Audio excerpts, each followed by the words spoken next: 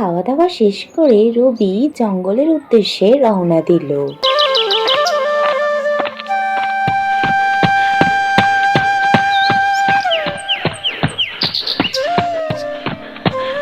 দূর বাবা, হাঁটতে হাঁটতে তো অনেক দূর চলে এলাম, এখনো তো কোনো পরীর দেখা পেলাম না। আর কত দূর যেতে হবে? এই কথা বলে সে আবার হাঁটা শুরু করলো। অবশেষে সে মনে হয় এবার পরীর দেখা পেল।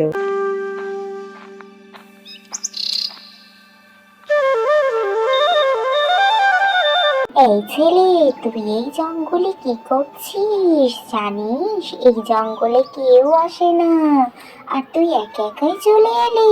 আমি তো জঙ্গলে তোমার খোঁজ করতে এসেছিলাম, আর দেখো তোমার দেখা পেয়েও গেলাম। ও মা, তাই নাকি? তা আমার কথা তোকে কে বললো? গ্রামের সবাই বলতো এই জঙ্গলে নাকি পড়ে আছে, কিন্তু এই জঙ্গলে আসতে সবার খুব ভয় করতো।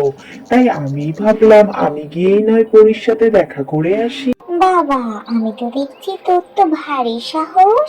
ও মা, তার সাহস থাকবে না? গ্রামের সবাই আমাকে দুষ্টু রবি নামে চেনে, সেই জন্যই তো সাহসের একটু পরিচয় দিতেই জঙ্গলে চলে এলাম। আচ্ছা পরি, তোমার নাম কি? আমার নাম তো রূপসা। চল তোকে আজকে এই জঙ্গলটা ঘুরে দেখাই। সত্যি বলছো? তুমি আমাকে জঙ্গল ঘোরাতে নিয়ে যাবে? চলো তাহলে।